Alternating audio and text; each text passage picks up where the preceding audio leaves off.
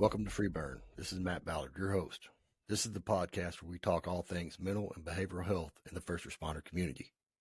Real life firefighters, police officers, EMTs and paramedics, clinicians, and doctors. It's time we have the real conversation and burn the stigma behind first responder mental health, one podcast at a time.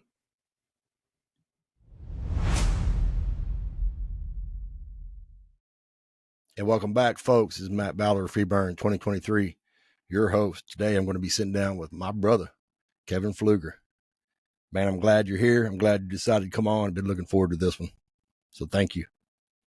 Likewise, brother. It's always good to sit down with what I consider a buddy of mine. There you go, man. Kevin Pfluger, 17-year veteran of the fire service, and is currently a lieutenant at Live Oak, Texas Fire Department. President of the Live Oak Professional Firefighters Association, Local 4098. Awesome, brother. Through the local, Kevin is the lead organizer of the Dagum Texas Fire Conference. I want to talk a little bit about that here in a little while. Awesome conference. Highly recommend it. He teaches with the MV Fire Rescue as a lead instructor, teaching hose line management on the first line engine Ops Cadre, and helps teach fire rescue and survivor skills on the Quit RIT Cadre. Kevin also teaches with the Bears of the Oaks, Great Dudes Cadre, out of Georgia. Some good dudes right there, man. Love every one of those guys. I agree. Yeah, Kevin works for the Mercedes Textiles Hose as a consultant. It is on the UL-19 technical committee for 0219 fire. And there's a whole lot more, brother. I know that. Solid brother right here. So I'm stoked that you're on, man. Like I said, I've been looking forward to this. We met, I guess, a couple of years ago. You came down and brought us some hose and let us kind of play with it for a day. And when you meet people sometimes, man, you just kind of know that you got a connection there, kind of thing. That's how it was for me. I don't know if it was for you, and if it wasn't, that's cool. But I knew I had a connection with you, man. I really did. So no, it was obvious. We sat down and we had lunch together, and we got into some deep conversation from the get-go. You were willing to open up with me pretty quick. So yep. You for sure saw something in me of who I was to straight build that relationship. And next thing you know, you and Hardy are down at Dagum, and the relationship has just continued, man. So It's always great to build relationships with just such solid human beings as yourself, man. Those I don't take relationships like that for granted. They just mean the world to me. I appreciate that, brother. And likewise, it's funny, man, because that day that we met and went to lunch, I wasn't even really planning on going to Dadgum. I mean, I knew a little bit about it, but not a whole lot. And then three of my brothers, my captain, another dude that I work with, and then Tim Sandoval, actually paid my way, like the ticket for me to go. And the department paid for me to go, like the food allowance in the hotel room. So, dude, it was like one of those things, man. You couldn't turn down. I'm like, heck yeah, I want to go, And two, just to be with like-minded brothers, man, in that conference, just like it opened my eyes up to a whole nother world, man. And thank you for doing that, dude. And it really has been a blessing, and it almost kick-started where I'm at today. So just know that, man. Yeah. So let's just think back to that, man, back to that lunch conversation, and then the end up at Dadgum. And, you would think maybe some of that was by coincidence, but back to conversations that we were just having before we went on, man. That's all God, brother. That he brought us together for a reason, and there's probably more reasons that we don't even realize yet. That this is probably just the beginning of our walk together, but for sure that was meant for when we cross paths, when we coming up there. That was meant for you to come down and meet those guys, because there could have been any cadre there at that conference, but for it to be Shane and all those guys, those good-hearted, loving individuals, for them to be the ones where you come down. And I know you were probably a little nervous and everything else about it. I remember talking to Hardy and stuff about it. I'm not no young man, dude. I know. And I remember talking to Hardy and everything about it. And what better opportunity to go to an actual full-blown conference and have, those guys, the Bears of the Oath, to kind of take you under their wing and show you the way. And I couldn't imagine that car ride home. I know it had to be a hell of a high. It was, man. It was a great time. I learned a ton of stuff down there. At the time, I think I'd been in the service for 22 years, 22 years, 21 years. Dude, there's always something you can learn, man. And, I remember back in the day in Rookie Academy, I don't even remember the instructor's name, but him talking about you're always going to be learning in the fire service, right? Always going to be learning and learning new things, new techniques, whatever, right? And I've kept that in the back of my mind my whole service life. And, yeah, dude, if you ever get to a point to where you think that you know it all or you're not learning anymore, it's time to step away, right? Yeah. And it's like, Yeah. I here just I had am. Yeah, go ahead. no, I just had an expectations talk with the new guy just the other day. And, I talk about that, but I'm thinking there's no way for him to know. He's going to have to live this eventually one day. And hopefully I create the habit in him to, from the get go, to be going to trainings and stuff. And that's just a habit of who he is. He'll have his Yep. light bulb turned on early of how just cool and influential and beneficial a training is. Yep. And, it's almost one of those things like one day I hope this guy gets it. He will. Because Yeah. if you're not going, it's so easy to get stuck in that rut or stuck in that mindset. And I just went a few months ago to a Brothers in Battle training, and I learned a couple brand new things that I'd never seen before, never thought of, and straight fell in love with the concept. And what's crazy is firefighting isn't that like technical. I always say No. we're firefighters for a reason. It's a bunch of basic stuff. So some of these things, it's like, how in the heck did I not think of that? Put No, two dude. ladders up instead of one so you can pass if somebody's coming down it. Like, whoa, Yep. like, that's Yep. crazy, man. How did I not think of that? So, Yep. without It's a doubt, crazy there's how so stuff much. works like that, man. Yep. Yeah. You can always learn something, man. It's been we talk, I talk all the time about my captain, man. It's just been a blessing in my life to have a younger captain come in and just his drive, man, has pushed me as an older guy or a senior guy on my shift. And he buys into that concept, and it's a real thing, right? Being that senior guy. And I probably suck at it, but I try to do the best that I can at it. But just knowing that I got his support, man, and then just seeing his drive as a young dude coming in, it's just, I feel like I can do another 10 years, under that guy. So That's what's up. yeah, Well, it's great, man. he enables you. He allows you. Yeah. He allows you to do it. He enables you to do it, to do something you love. So turn that dog loose in a sense. Let the dog loose and let him do his thing. Yep. It's good to have people like that, man, over you. So tell us a little bit, man, about your fire department, size, station, stuff like that. Yeah, so Live Oak, it's on the northeast side of San Antonio. We're just a one station department. We got 7 on shift at a time. We do run dual engines out of there when we have the appropriate staffing, and we'll have a captain running like a buggy. So on average, the past few years, we've been running out of there about 2,500 calls. There was a pretty good increase leading up to this year. Last year was about 2,500, and this year was about 2,500. So I don't know if we've leveled off or what, but that's kind of where we're at. And then we got a bunch of similar cities all around us that are a bunch of 1 to 3 station departments. So we all rely on each other quite a bit with auto aids, or if we're tied up on even EMS, we can call, mutual aid for EMS to first respond for us if we're tied up. So that's created a decent to pretty good relationship with people in the area. There's even some policies and stuff that go out amongst those 5 departments or so where we try to talk the same and act the same, but a lot of that's easier said than done sometimes. But yeah, and so each of those departments run a similar amount of calls, and it's been great. We have an amazing chief right now, one of the best chiefs I've ever worked for.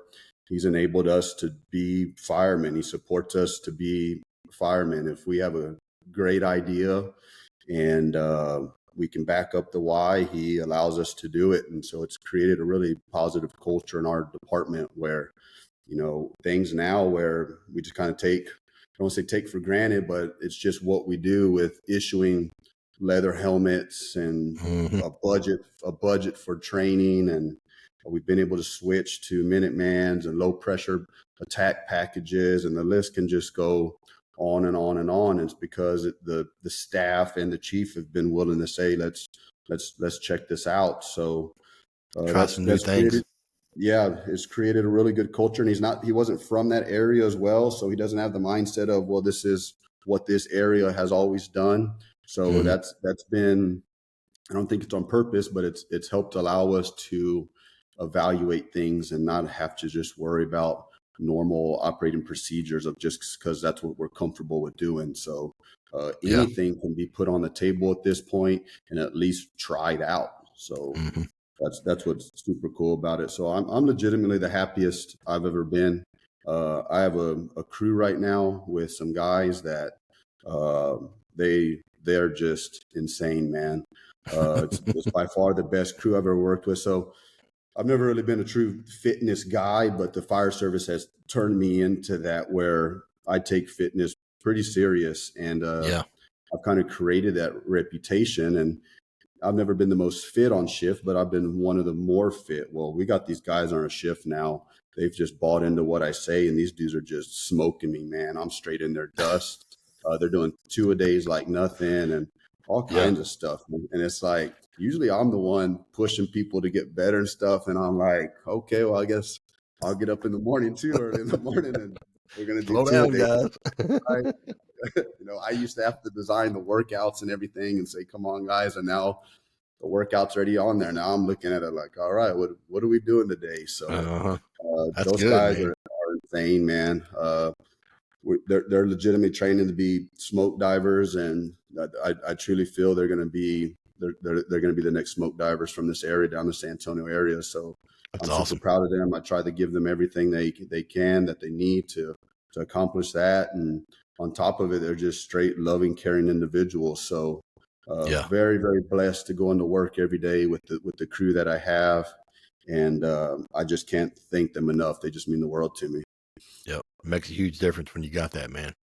For sure. It sounds like that culture is where it needs to be in that firehouse or that fire department. So that's awesome. Uh, Peer team, man. Do y'all have any kind of peer structure there as far as like mental health peer teams or anything?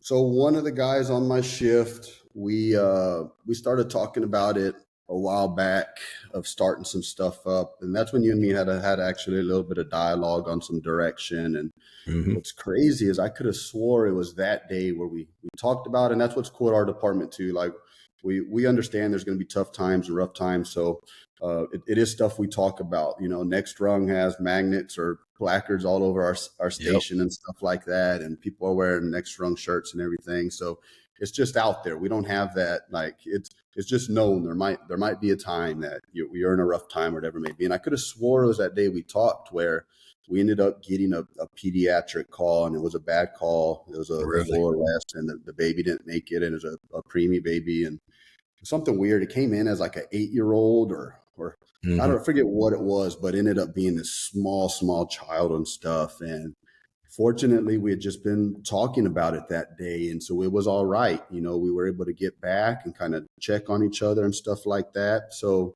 one of the guys on my shift, he's taken some of the awareness classes through the Mm-hmm. IAFF that's out there. But just from being in school and super busy, it's kind of put a delay a little bit on him and us. What we have started to kind of dig into, there's a lady in our area named Denise Thompson, who's works for a fire department in the area. She's kind of their lead support, but she's also over like 17 counties in our area. She's retired from the Air Force. Yeah. She's trained up on SISM and all that stuff. So we actually just had her come in and do an 8-hour kind of awareness course that I think my whole shift was in there. And then Mm-hmm. other people from our department and other people from the area. And we'll probably eventually get her in for that 3-day SISM course she offers. What's Yep. cool is she it's out of convenience. She lives here in the area. We have a black rifle in our district, and she's there Mm-hmm. every Wednesday, just kind of with an open tab for coffee and breakfast. Really? That kind of bring people in and stuff. So we go visit with her and stuff. And we've had a couple more calls where they weren't just the most normal calls. And we've actually brought her in a couple times to just kind of check on people. It's kind of been Yeah. stuff where in the past, you just do the typical, hey, are you okay? And all right, he said Mm-hmm. good. So, you know, Yep. That's the last follow-up. Well, now we've kind of leaned a little bit towards like, it won't hurt to bring her in, you Yeah. know. Well, she might expose something with somebody, or everybody's fine like they said they're fine.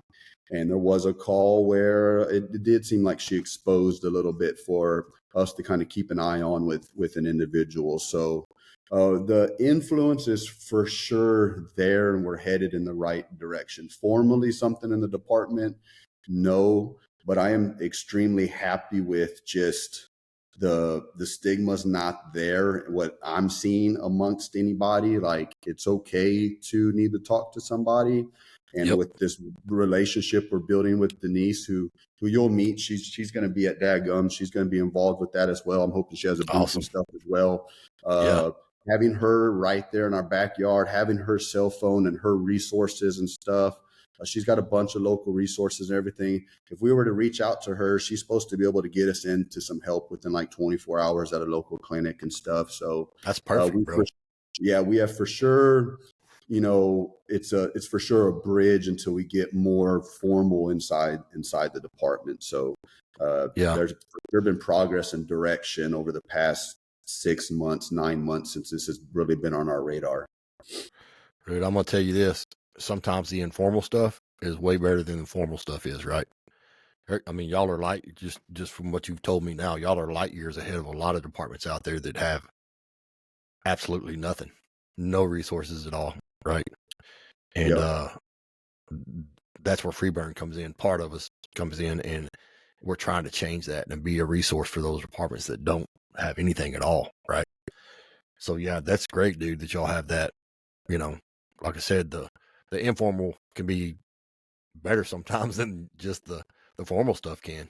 Just having Yeah. those And resources like that and using them. Yeah. Yeah, and I think it goes back to really that's what's super important is just having good relationships with your staff and your crew. If you're really willing to build a caring relationship with somebody, when you go check on them, your response you get might be different than if you just have a work relationship. Yeah. Or if you're going to work and you're just clocking in and clocking out. If you truly care about the individual and they feel that care for them, especially Mhm. as we get older and these kids are now half I'm our telling you. age. Yep. You I found myself even easier to care about these guys that are my son's age, and trying to mentor them and lead them in the right direction. So I feel my guys do know I care about them. So when I check on them, it's more genuine as well. Yeah. It's not just a, hey, check on everybody. And sometimes that becomes a little bit, not too effective. And I've been guilty of that as well, of just kind of maybe going through the steps to go through the steps. Yep. But, for sure, we're trying to be more intentional with it. But I think that relationship is huge as that first step into even informal stuff, because you might ask and that individual might just pause for just a little bit and, okay, I either got I'm you. going to dig into this more right now, or I'm going to dig in more to this later, or maybe I'm going to get, Denise, go ahead and start lining her up to come in. And Hmm. she lives, less than 15 minutes away. Right. So, but I think it really starts just with caring about your individuals and having that relationship built with them. Yeah. Very important, man, to have that.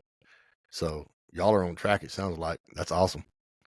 That relationship, man, is huge. And I talk a lot about that in the podcast about the culture and relationships with the guys on duty. That's where it starts at, man. It's the kitchen table talk stuff, right? Or the back of the bay talk stuff. You Yep. got to have that as firefighters, and that's where the venting and the, working through these calls and the bad stuff that we see, the life that we do outside of firehouse stuff. It's having those brothers and sisters that we can sit down, have a genuine conversation and work through that stuff. And sometimes it's as simple as that conversation, man, and you're good to go, you know? So good stuff, man, for I sure. agree. Yeah. With that, bro, let's, you want to break into kind of like your journey, man, through the fire service and how you got started and beforehand and all that stuff? Yeah. I'll dig into that. So, fire service really wasn't even on my radar necessarily. Nothing really was. I didn't know I didn't know what the heck I wanted to do. Right. Uh, fortunately, I was raised by parents. I was raised in a pretty healthy household where I was brought up in a church, and my parents did have very high standards of me. My dad did graduate with a degree from A&M, and they were both successful in work and stuff. So, that can kind of set that standard in a sense of expectations, which I think is important to have as a parent and stuff. And that was for sure there. But for whatever reason, I didn't just fall in line. I wanted to buck the system on everything and have fun and do my own thing. But it was always in the back of my mind that I was going to do something successful, even though I was out screwing around and messing up and stuff. I just always, everybody else was worried about me, what was going to happen to me, but I always knew that things were going to be Sounds familiar. fine. Yeah. But looking back, I do see now what maybe other individuals saw, where everything that I was risking at the time with the way I was choosing to live my life. So I get it, but fortunately I can say, I don't want to say I was right, but I made it in a sense. I didn't screw up too bad to not mess up opportunities like to be in the fire service. So, but yeah, I kind of went through high school, and it was just normal to me. Where I grew up was south of San Antonio in a small town called Floresville. So, kind of little country town, but at the same time, heavy Hispanic community also. So a lot of kind of rough things happen in that town as well. And being south of San Antonio, 30 minutes away from the south side, that connection through that community and stuff drew me and others into San Antonio as well, where things can get even more worse if you want to be around that stuff. And so, but I just thought I was doing what's normal. I did have a very good group of friends growing up who were or are even today's, even though they had bad habits, they were or are good individuals. They're good-hearted individuals. I truly feel there's people out there that are good people with bad habits that are living life, and maybe it was just the way they grew up, maybe like myself, or that influence was upon them, and hopefully you eventually grow out of it, or everybody has their life kind of history of why they kind of choose to do certain things. But I see it all the time, just good people with bad habits. And I think that's what they were. And I think that's what I was. So went through high school, started getting a little bit of trouble with the law here and there. And some of it was just happened to be around at the wrong time, choosing to do stupid stuff, and a lot of in the kind of getting wrapped up with the law just kind of happened more and more and more, just more conflict with them. And then I guess straight out of high school, I really got in a small town, they'll kind of let you go quite a bit and cut you some slack. And my dad was pretty decent as well. He worked at the courthouse and stuff, so that even cut me more slack, which probably even drew to me to be even more lawless, or whatever, however you want to look at it. And so eventually, though, it all caught up with me, and I ended up getting hitched up, and it was a real slap in the face, slap on the hand, and like life hit pretty good right out of high school. And so that happened, and that was an eye opener. But I never really, I don't know, I was always the type of guy, I didn't hide who I am or what I was. I wasn't acting one way and being a different person. If people knew me for who I was, because I didn't hide anything. And it really didn't slow me down in a sense of like, I'm still going to be successful. I'm still going to do something. My parents freaked out and everything else. And, but I wasn't too concerned about it. It's like, okay, I screwed up, but I'll get back on track. And next thing you know, my girlfriend at the time, she ends up pregnant, and I'm 18, and just got in big trouble. And now this happens. She was 17 in high school still. It was my high school girlfriend. And that happens right after that. And so, small town politics and all that stuff. Again, look at this guy. Everybody already knew what I was doing because I didn't care. I got in trouble with the law, whatever. I didn't care. And now this happens. And of course you would think, man, like this dude is done. And people told me that. Yeah. The people that have never made a mistake in their life, they made it clear that I was a loser and I was lost, and my life is completely over. And it's cool to just know everything that I'm doing now, that it's not the case, and that adversities can be overcome. So, but that created that created a tough time in my life, because I still, just because I'd gotten in trouble with the law, I still chose to do stupid stuff. I was 19, 18, and I still wanted to be doing what 18 and 19-year-old does. Yep. And well, now here comes this my son. And so it was like, okay. And I remember my mom actually even asking me, and my parents were disappointed like no other.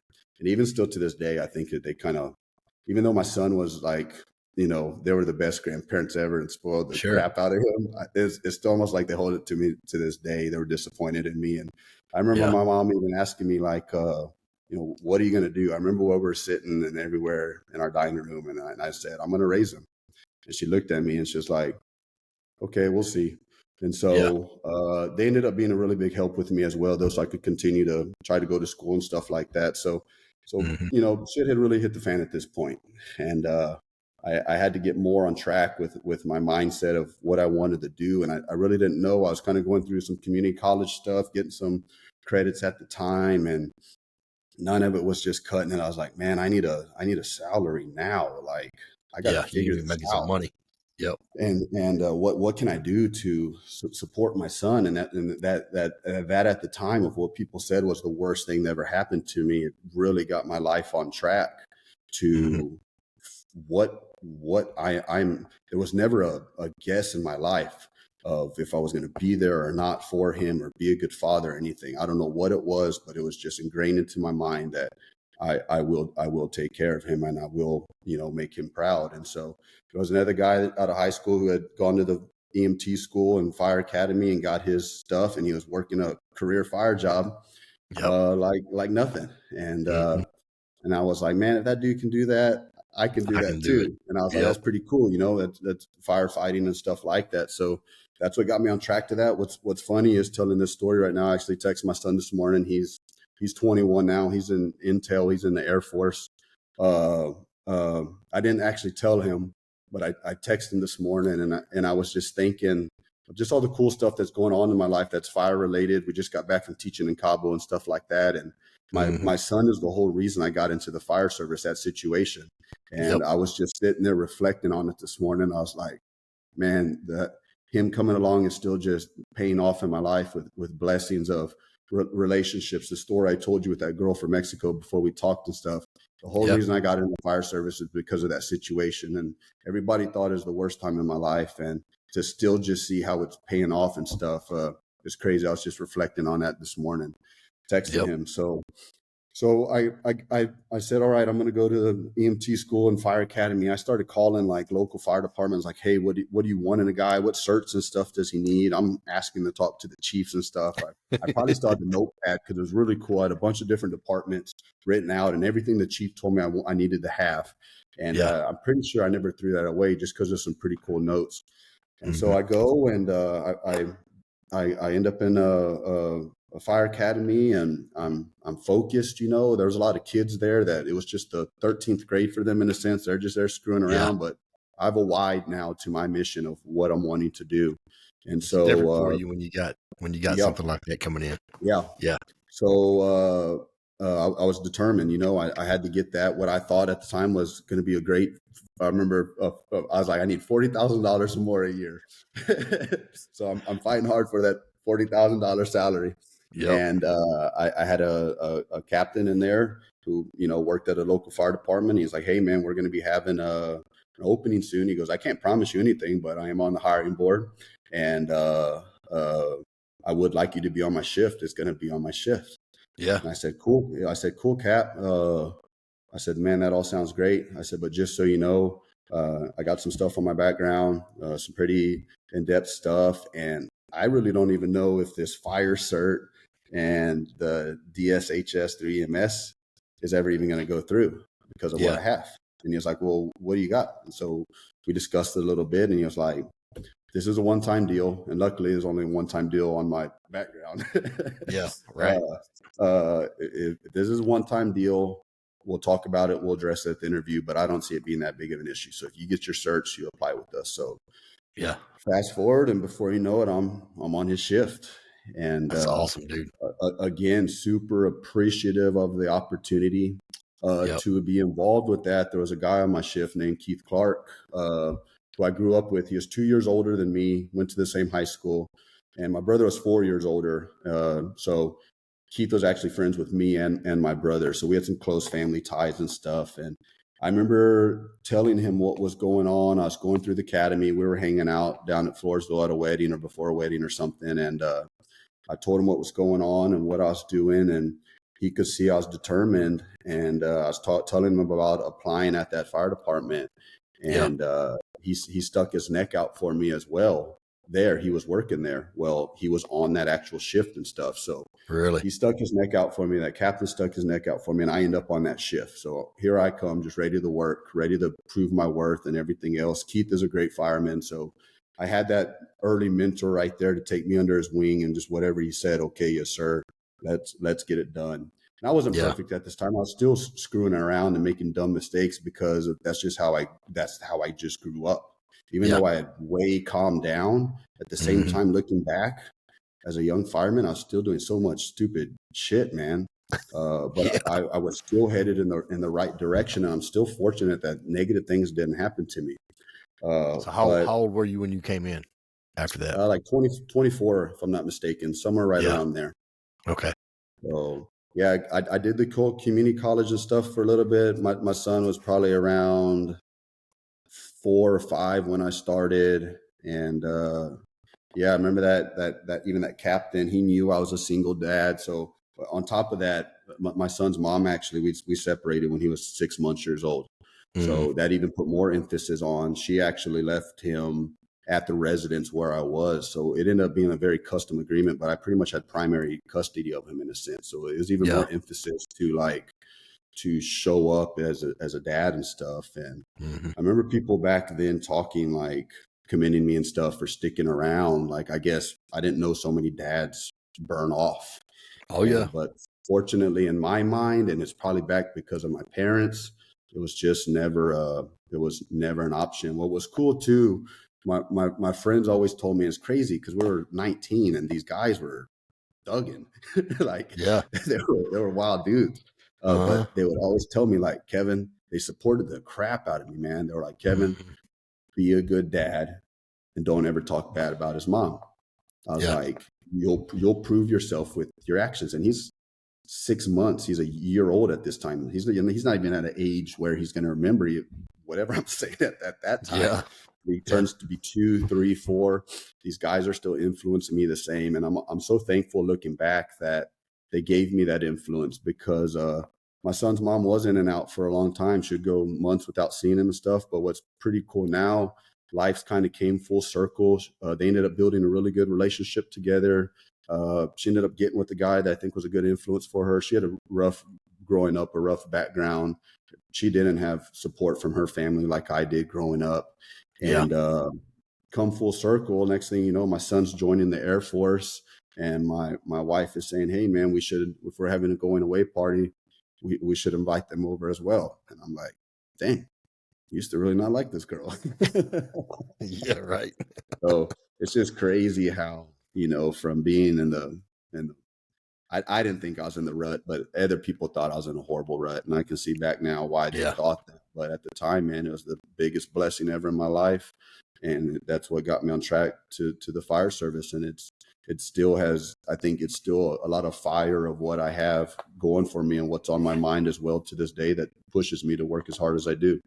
Yeah, it shows, man, for sure. Because I know you're a hard worker with the conference and everything else. So mad respect, man, for doing that. Like, you probably know a little bit about my story. I came from a split household, and I think, I'm not saying that everybody comes into the fire service with something in their background, but they kind of do, in a sense, right? A lot of us do. Yep. And that rebel mentality, I think, makes some pretty kick butt firefighters sometimes. Like, I've been through some stuff, and me and the captain were talking about that the other day. That rebel fire mentality, right? Kind of pushing against the grain, kind of pushing for change, something different. Tends to make some pretty daggum good firemen sometimes. Yeah, and I think it keeps things blue collar a little bit. Guys that are a little bit more rough around the edges have had some adversity. I want to know when we're hiring people, what adversities have they have? I hope they have some. I Yeah. hope maybe they gotten into some trouble or whatever, and they have a why. We just hired a guy. He hasn't started yet, but I'm super curious. He talked a very good game the other day in the interview, and his story actually resonated with mine of being a young father. He mentioned some personal stuff, and I was like, okay, if he means this dude's going to be a hell of a worker, Yeah. and he's going to buy into exactly what we're preaching and what we're doing. Yep. So, and especially somebody who's risked maybe losing something or losing an opportunity, have screwed up and lost opportunities and been down and out. And then you give them an opportunity. Sometimes those guys end up being your harder workers out of appreciation for you or appreciation for the opportunity. And Yep. I mean, it's just clear as day that when any of us go through adversities, we do gain wisdom from that situation. Absolutely There are do. positives that do come out of that. So, I mean, a lot of ways I see it is the more adversity somebody's been through, the more sharp they can be because of all the wisdom that they have gained. Yeah, you got that life experience there, man. Real life experience, right? And that's something that you just can't get out of a book, one, and two, it's almost like you earned that, right? If you've been through that stuff, you've been there, you've done that, and like I said, that's something that can't be taught. It's just you've lived it, kind of thing. Yep. So Yeah. And it's just looking back on everything of mistakes, and most of my adversities, if not all, are probably all my fault. And I own every single one of them. Yep. But looking back, I don't regret any of it. I'm glad I never hurt anybody along the way to, physically disable them or kill somebody or something along the way. I'm very thankful for that. And so it probably helps me be more okay with the fact that I don't mind everything that's happened in my life. It'd probably be a different situation if things would have played out differently on some of the stuff. But sure. I'm very glad everything has happened to me that's happened to me. There's no other place I'd rather be than right here, right now, and living the life I'm living. I have an amazing relationship with my wife. Like I said, I'm the happiest I've ever been at the fire department. I've surrounded myself with some great, great human beings that are in my inner circles these days. And life is just amazing. And now I'm equipping myself more than ever with resources and stuff like that, with, with Bible study groups and stuff like that. So I know adversity is going to hit again sooner or later. And I know, though, in the moment, it's going to be hard, but I'm going to be more well equipped than ever to get through with whatever's coming next. And that's exactly what it's all about right there, bro, is being prepared, because those battles are going to come. It is. I almost hate saying how good things are, because I just feel like that punch in the mouth is coming. But knowing how I've been prepping and how I've been living and what I've been doing, it's kind of like, bring it on. And then I have guys around me like Nate Sturm, who has gone through some very tough times recently, but because we're so close and we've communicated through these things, the calm on his mind of knowing to just have faith and everything's going to be okay. And then to come out on it on the other side, everything's okay. I just have more backing and resources and support from the outside and the inside. So it is what it is. I went through a bunch of crap unprepared and made it, and things were better. So I can only imagine, if I am prepared, what I can do with it. Yeah. Well, like that group of guys, man, the Bears of the Oath guys and Nate and all them guys, next run guys, dude, those resources are invaluable for me. Right. I look back and think, man, I wish I would have had that whenever I went through my stuff, but everything happens for a reason. Right. Yep. And if it wouldn't have been for the Lord, I've said this, every podcast I've talked about this, but man, he's what sustained me and carried me through. Right. Even when I thought that he wasn't there, he was there. And it was very hard for me to see it at those times. But looking back on it now, it's like, I can pinpoint every single time, right, that he made something happen and got me to where I'm at today. So me and you both know that things happen for a reason. And when those adversities do come along, they may suck at that time, man, when we're sitting in that mud and muck, but we know that the Lord's there holding on to us and is going to be there the whole time for us. And he's not going to let go of us. So I agree with you. It's almost like bring it on kind of thing. You don't want to go through that stuff again, but it's like bring it on, because I know that the man above has got me and he's going to pull me through. So I know in the end I'm gonna be victorious for sure. Yeah, what's crazy is I'd hit some pretty hard adversity about 3 years ago or so. Made a stupid mistake, got myself in trouble, and but I've been praying on some stuff leading up to that, and then that takes place. Fast forward 3 years, everything I prayed for, I have right now. That's not coincidence, bro. Wasn't the route I would have chosen. Yeah. But I got here and I got everything I asked for through prayer. There you go, bro. And when I pray now, I'm like, what route is this going to take me down? Yep. But if that's what it takes to get my prayer answered, bring it on. So we never get to choose our routes, but on your story, on not having those resources, that the whole reason your situation got drug out like it did is so you would hit the ground running like you have. Yeah. So you'd be as impactful as you are right now and doing everything what you're doing and being so intrigued and ingrained and into it. So that's the reason that motivation, man. Yeah. God had you just barely hanging in there, and then boom, brought you back in. Yep. And got you healthy and got you back. And now the impact and stuff of what you're doing and what you're making, it was all meant to be. If it would have just been a little bump in the road, you may not be hooked like you are now. Yep. Yeah. I'd have probably missed it. I mean, I had a bump in the road in 2016, man. And I tucked it down and hid it from everybody. We're excellent at hiding stuff like that as firefighters. And that's exactly what I did, man. I missed it. Right. And lo and behold, 4 or 5 years later, here I am. Sometimes he has to bring you all the way down to build you back all the way back up. Right. And that's exactly what happened to me. And dude, it's been a blessing ever since. Yep. I'm not saying I don't have some rough days, but I do. But I know that he's there with me all the time. Right. So and talking about blessings, man, let's jump into a little bit tell us about the Dagum Fire Conference. Yeah, so Dagum is just something that came just from an idea of wanting to make training better in our area. And so we started a couple years ago with a little 2-day lecture, and that was cool. That was impactful.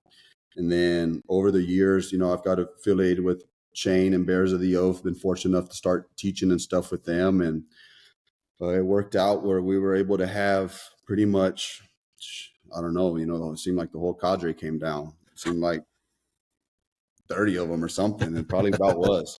Yeah. And so that came down and hit like no other last year. Heck of an impact. But all just goes back to the type of guys they are. Skill, don't get me wrong, skill's important. You know, especially if you're going to be hosting a conference or something like that. But to me, really, that conference and this year's conference coming up, skill's secondary to the type of people that we're bringing in. Sure. Every single person that we have advertised that we're bringing in, I look at them as a loving, caring individual. There's not one person coming where it's, well, we're just bringing him in because he can teach something really badass. Tons of people can teach stuff badass, but not tons of people can be caring and loving like these guys are. And that's what the special ingredient was last year. That's what it's going to be, I know, this year.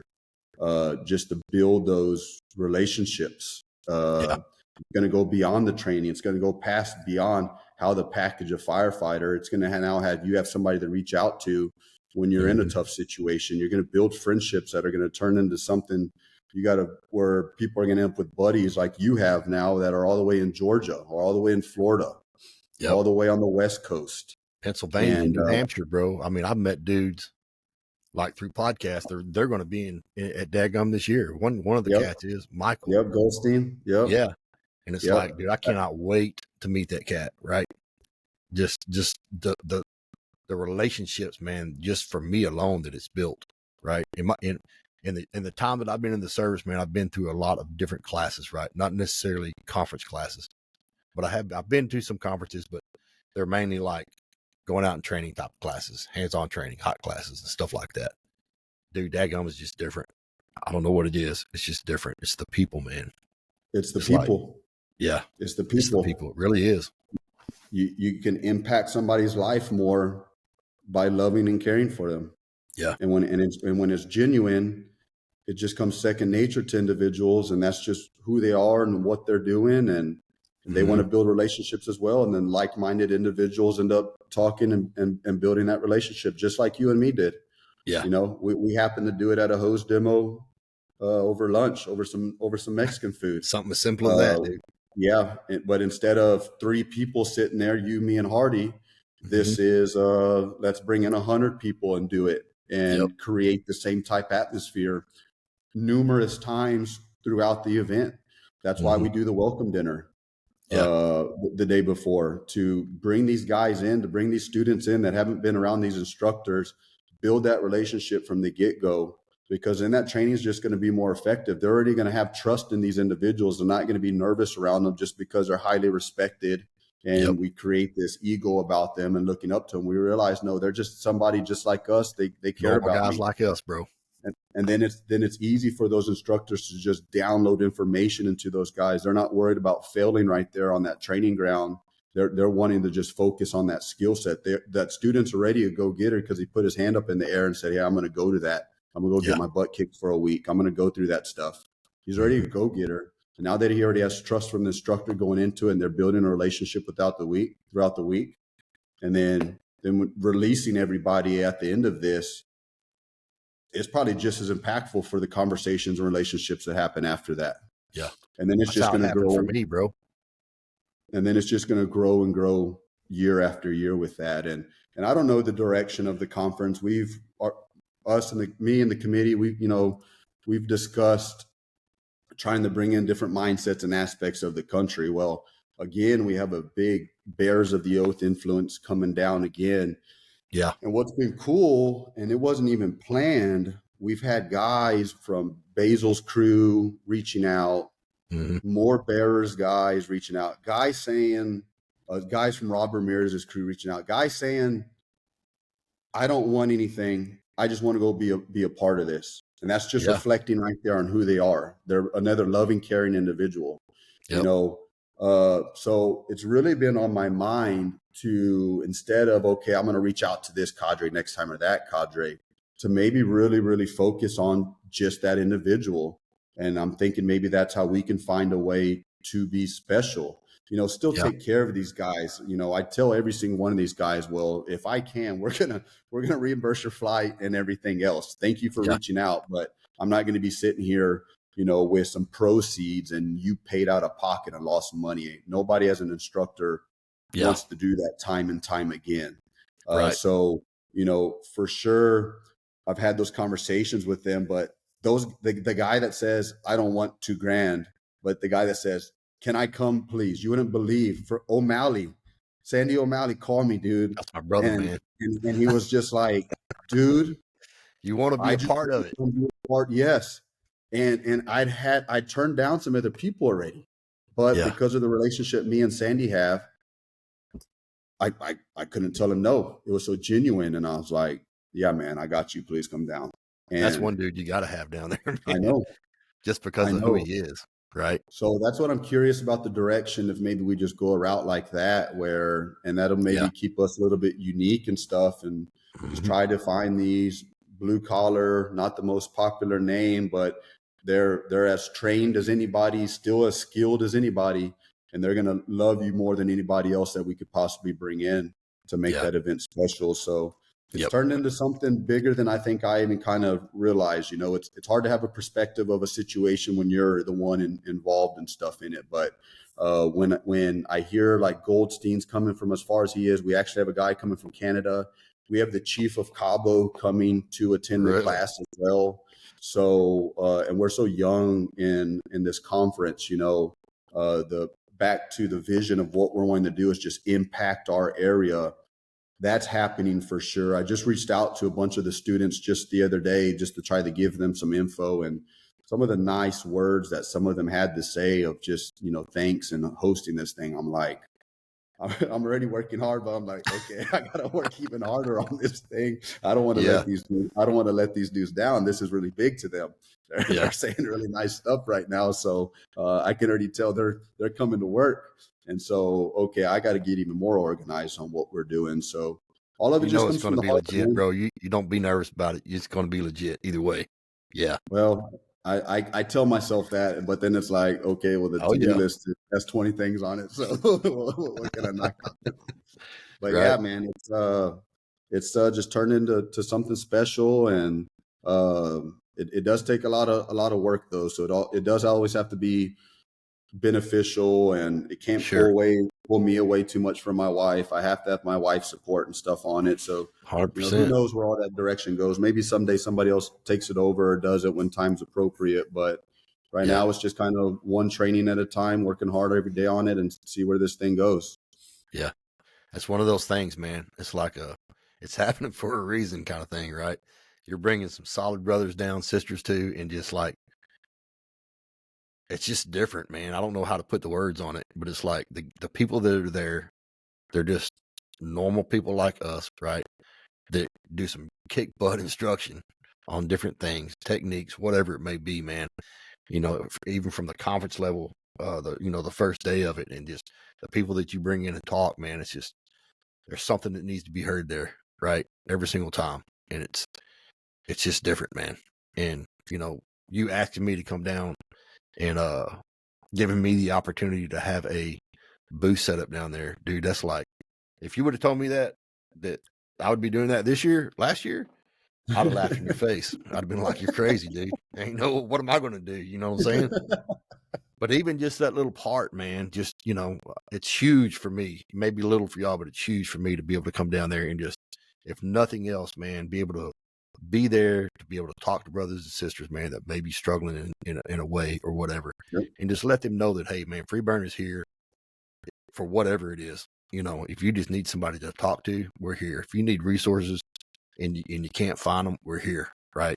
Yep. And just being able to, you giving me that opportunity, man, is like, bro, I can't even tell you, man. It's an honor. It really is.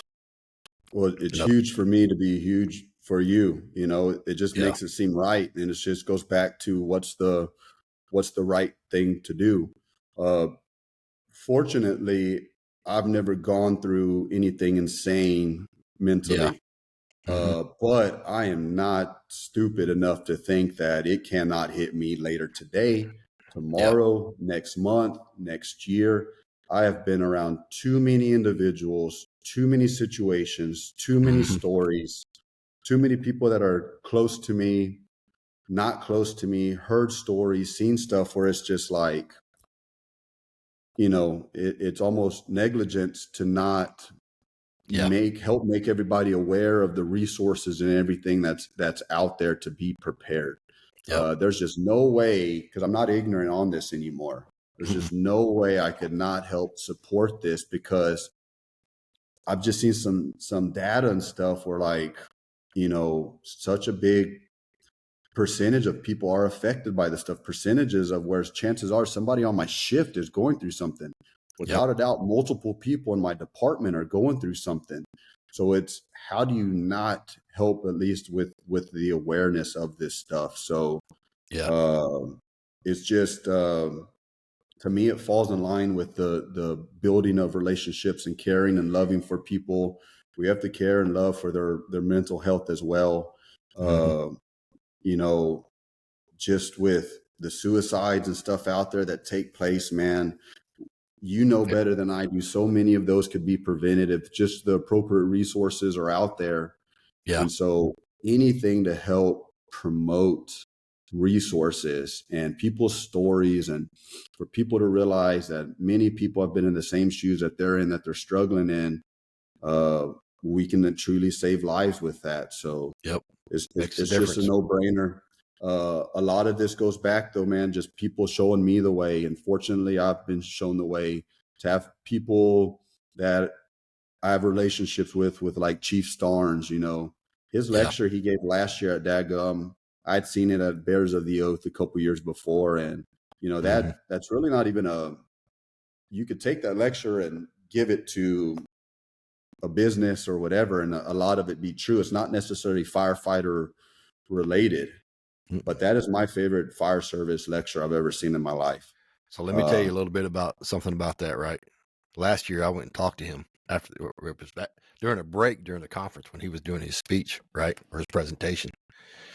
And we exchanged information, and he's like, bro, and I kind of told him, my goal was to get into fire academies and stuff like that, and try to do an awareness level from there. That's where it all kind of started, right? It's me wanting to get into fire academies and teach these new recruits, hey, this is a real deal, man, and just be aware of it, the awareness level of it. So if it does happen to you, just know that there's resources out there for you, right? You just got to be willing to say, hey, I need some help, kind of thing.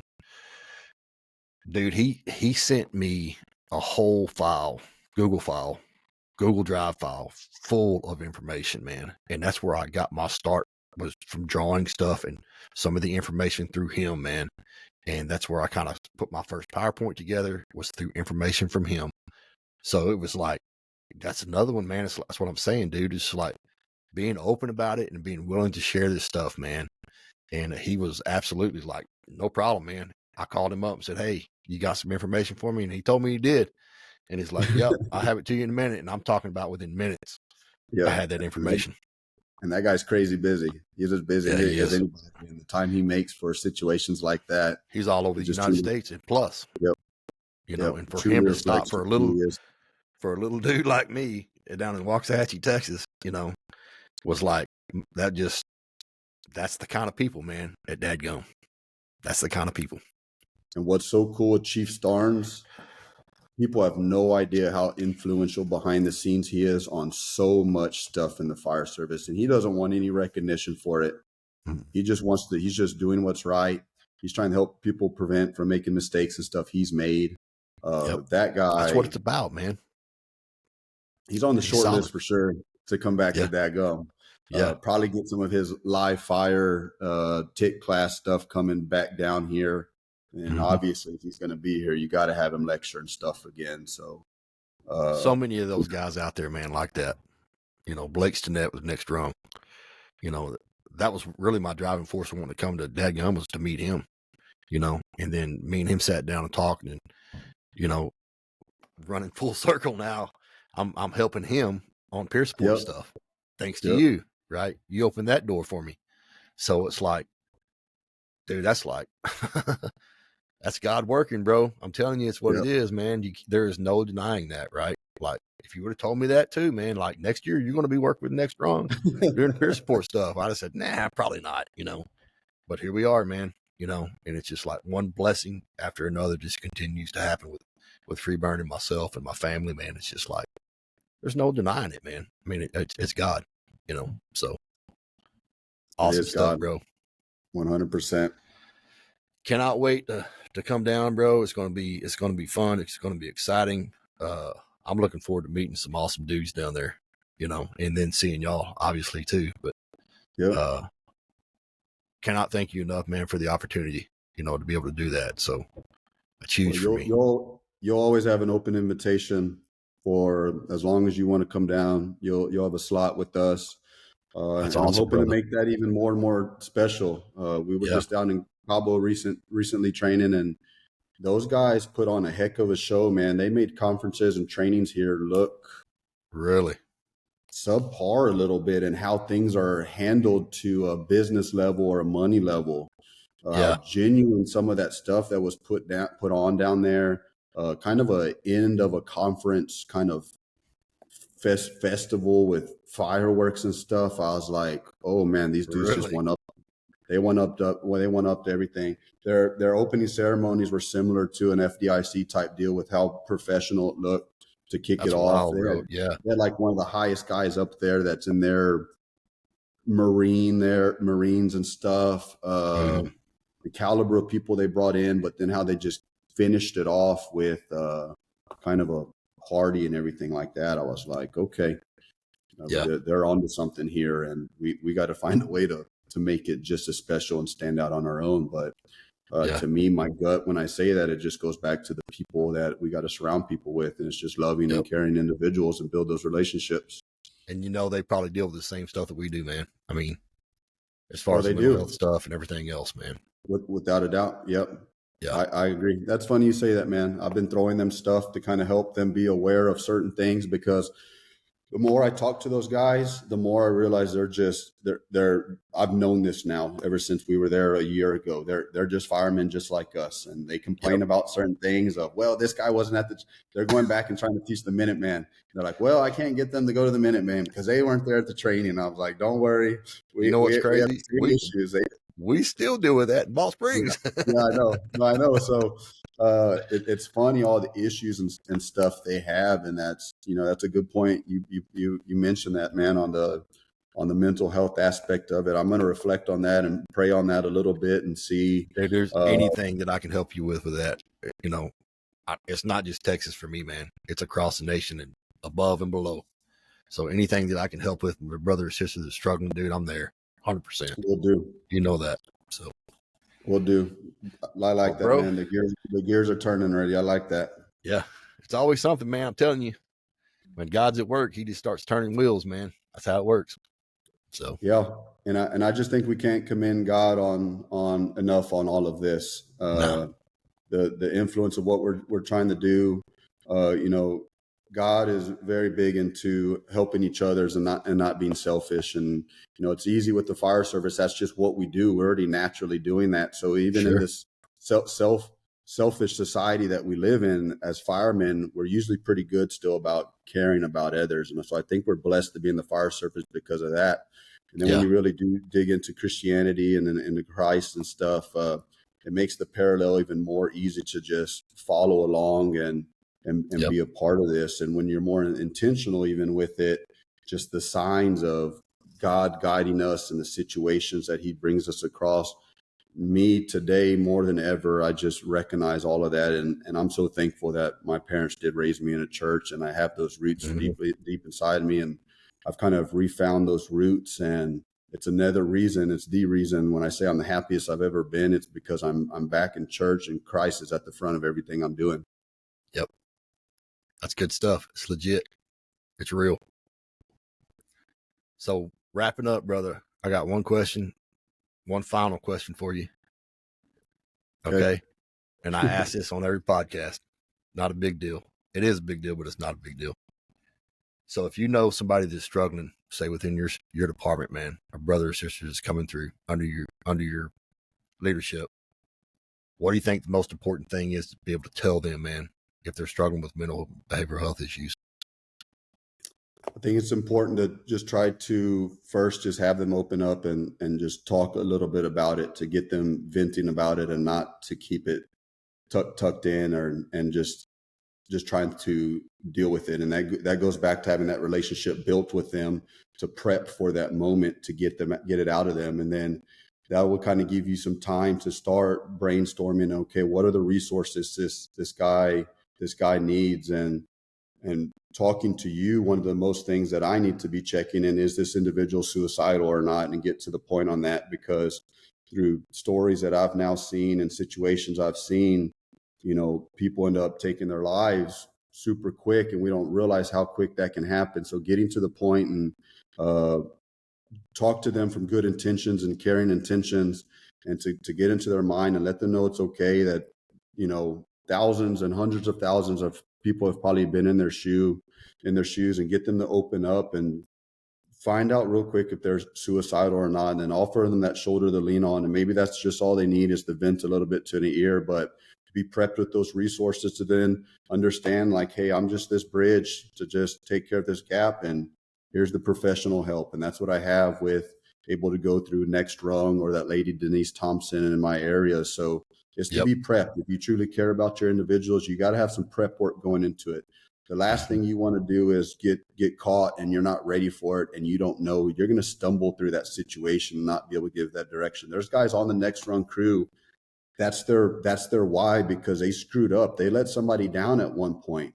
Yeah. They let somebody down. They didn't know what to do, and now they have to live with that forever. Yep. And nobody wants to have to live with something like No. that on their shoulders. So when people can listen to something like this, it's now been put on their plate. There's no more ignorance. We have to be prepped with the resources.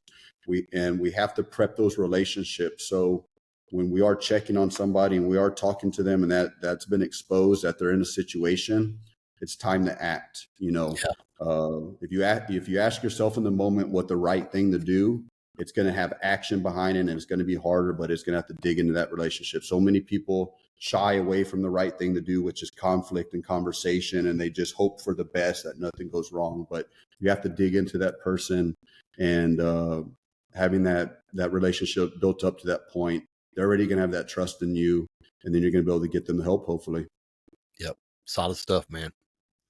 Solid stuff. Just be real, be real with them, man. Main thing is don't be afraid to reach out for help. That's the first thing, typing in that support to that line, whatever, Yep. calling us, through FreeBurn, whatever that may be. Sometimes that's the hardest thing to do, but if you can do it, I'm telling you, it can be life-changing. Yeah, it was for me. It's one of those things, just like anything, it's no different than you're having conflict with somebody and you finally have that conversation. You're like, whew, that wasn't near as bad as I thought it was going to be. Yeah. Yeah. It's a very similar situation, but through anxiety and everything else, individuals are a lot more cranked up and worked up, but then just finally taking that step. And I'm talking to myself right now for when that day does come to me, again, through prep and education and resources, I'm going to be a lot more willing to shoot. You'll probably be my guy, or Denise, for sure. Yeah. I'll be here for you anytime, brother. I know. You know that. I know that. Well, dude, anything else you want to add before we kick it, or? No, man. I just want, anybody that's living a life where they're kind of scrambled and they're not on track and they don't have true direction, fall back on Christ. I have that relationship with Christ. It's helped me. It's helped the circles that I'm running in. Once you really get into the Word and you realize that you can just have faith through every situation, it's going to be a lot easier to get through that moment. So even if you've been disconnected and not living a great life, it doesn't matter. All of our sins have been forgiven, and we can get on track at any point in our life and start living a lot better, healthier life. Yep. It's never too late, man. It's never too late. So with that, like we talk about on every podcast, if you're out there, man, and you're struggling, having problems with mental health wise or behavioral health wise, 988 is a suicide crisis lifeline. Don't be afraid, man, to reach out. Next Rung is there. There's so many resources out there now. We're here. I mean, text us, email us, whatever it is. Get a hold of us through social media, whatever you got to do. We're going to do what we can to get you to the right people and in a timely manner. So, yeah, I mean, it's too many resources, right? There's not enough, but there's too many. There's resources out there that are willing to help. They're out there now. Yep. Yeah, they're out there. There's tons of them out there. So with that, brother, man, I'm honored to have you on, and I thank you for that. I'm honored to be able to come down to Next Rung, to Dagum, That's right. and do that thing, man, and have a booth set up down there. So, bro, it's just the blessings keep coming. So yes, sir. Yeah, blessed It's to know easy, you, brother. man. It's easy when you're doing the right thing. It's easy. So yeah, we're all blessed to have you down there. So we'll see you soon enough, man. Yeah, I appreciate that. I'm sure we'll talk a bunch between now and then. Oh, we will. I'm sure we will. Yep. I'm still prepping and running, man, trying to get stuff together to go down there. So yeah, I'm ready for it, dude. It's going to be awesome. Yeah, I'm excited about it. With that, folks, thank you all for tuning in. We will see you on the next episode, and let's just continue to burn that stigma one podcast at a time. Thank you, brother. Love you, man. Love you too. All right, brother. Thanks for tuning in to the FreeBurn 2023 podcast. If you or somebody you know is in crisis, reach out to the Suicide Crisis Lifeline at 988. Or if you're looking for counseling resources, contact us at freeburn2023@gmail.com. We'll do our best to get you to where you need to be. Let's keep burning that stigma, one podcast at a time.